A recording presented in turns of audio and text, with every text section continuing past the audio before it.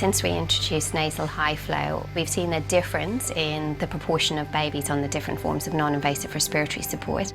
In the first 6 months, we had 97 babies on it, and then this literally doubled in the next 6-month period. So I think what we found is that people have very readily accepted it, that it's become very commonplace in its usage.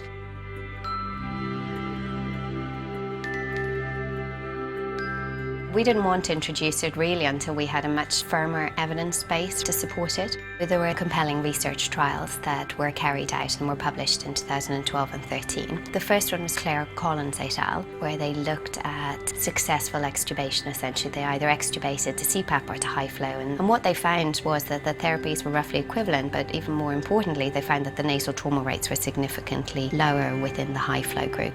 And then this was borne out again in Manley et al.'s study, which was published in the New England Journal of Medicine. Bradley Yoder's trial is the largest trial to date, and his was interesting because they also used it as a primary mode of support, not just a post-extubation support.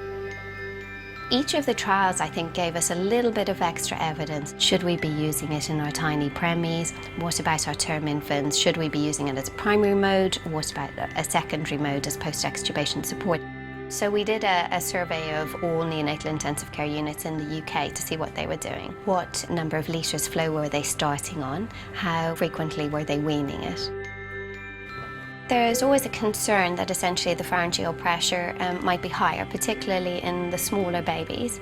And I think that there had been several studies done around that area, and they'd found that the pharyngeal pressure was correlated essentially with the number of litres flow and also inversely correlated with the infant size.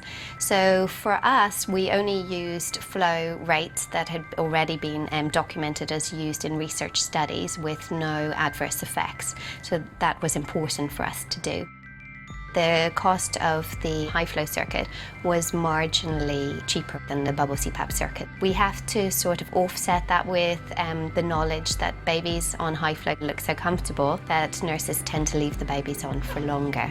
So probably overall, I suspect the costs are roughly the same. We thought that there would be more challenges facing us actually than there were. The research came out at just the right time for us to draft our protocol.